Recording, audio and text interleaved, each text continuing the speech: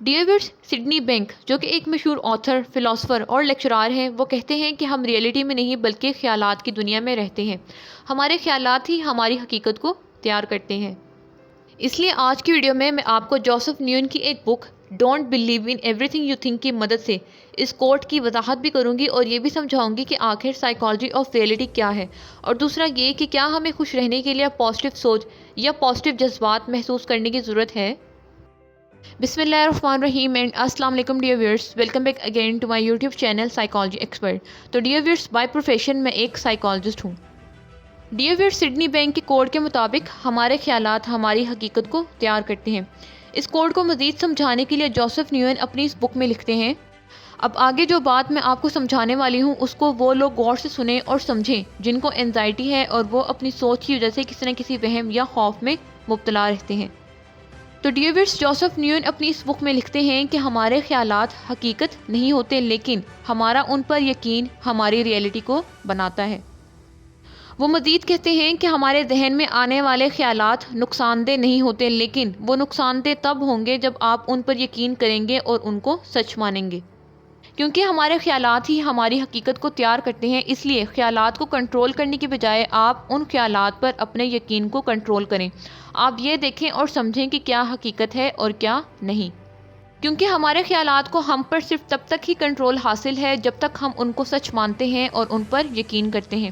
اس لیے اپنی ذہنی الجھنوں کو دور کرنے کے لیے ذہن میں آنے والے ہر خیال کی فکر کرنا اور اس کو سچ ماننا چھوڑ دیں۔ ڈیئر ویئرس، ذہن میں آنے والے خیالات کو کیسے مینیج کیا جائے اور کیسے ذہنی سکون حاصل کیا جائے، اس پر یہ میری 7ویں ویڈیو ہے جس کی پلے لسٹ میں نے اپلوڈ کی ہوئی ہے۔ تو جو بھی ویئرس اس ویڈیو پر نیو ہیں تو وہ اس پلے لسٹ کو دیکھ سکتے ہیں۔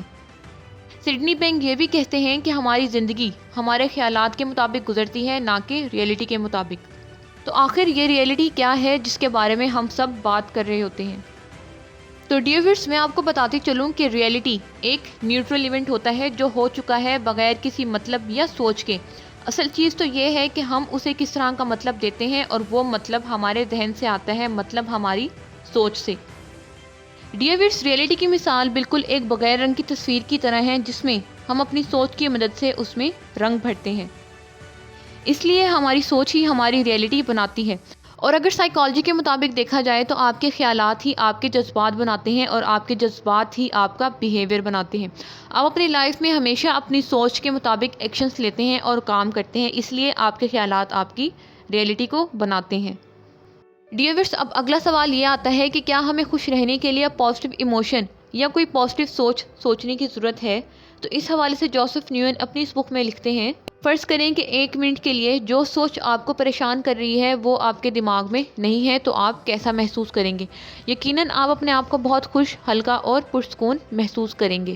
اس حوالے سے جوزف اپنی اس بک میں لکھتے ہیں، جس کو آپ سب نے غور سے سننا ہے۔ وہ کہتے ہیں کہ ہم کسی بات کی وجہ سے کتنا دکھی ہیں اس کا تعلق اس کے ساتھ نہیں ہے کہ وہ واقعہ کیا تھا یا ہم کیا سوچ رہے ہیں، بلکہ اس دکھ یا پریشانی کا تعلق اس چیز کے ساتھ ہے کہ ہم اس واقعے کو اپنے ذہن میں کتنا سوچ رہے ہیں۔ اس کے ساتھ ساتھ ایک اور بھی بہت ہی خوبصورت بات کا ذکر آتھر نے اس کتاب میں کیا۔ وہ کہتے ہیں کہ ہم انسان نیچرلی ایک خوش، پیار اور سکون والی اسٹیٹ کے ساتھ پیدا ہوئے ہیں۔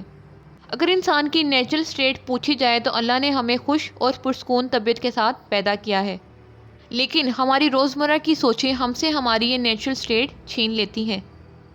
وہ مزید کہتے ہیں کہ ہمیں خوش رہنے کے لیے پازیٹیو خیالات سوچنے کی ضرورت نہیں ہے، کیونکہ ہم پہلے ہی ان جذبات کو اپنے اندر رکھتے ہیں۔ جب ہم سوچنا بند کرتے ہیں تبھی ہم ان جذبات کو محسوس کر سکتے ہیں۔ گوتم بدھا کہتے ہیں کہ ہمیں اپنی زندگی میں 2 رولز کو سمجھنا چاہیے۔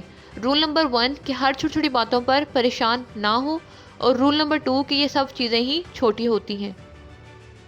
ڈیئر ویئرس، ہمیں اپنی زندگی میں یہ بات سمجھنی چاہیے کہ ہم صرف وہی محسوس کر سکتے ہیں جو ہم سوچ رہے ہیں۔ پھر ہمیں یہ پتہ چلتا ہے کہ ہم اپنے خیالات کو بدل کر اپنے جذبات کو بھی بدل سکتے ہیں، اور اسی طرح ہم اپنے لائف ایکسپیرینسز کو بھی بدل سکتے ہیں، یہ جان کر کہ یہ ہمارے اپنے خیالات سے ہی بنتے ہیں۔ ڈکن بیٹنگر جو کہ ایک سائیکالوجسٹ ہیں، وہ کہتے ہیں کہ جب ہم یہ بات سمجھ لیں گے تو ہم صرف ایک خیال ہی دور ہیں اپنی زندگی کو تبدیل کرنے کے لیے اور کچھ نئی چیزیں ایکسپیرینس کرنے کے لیے۔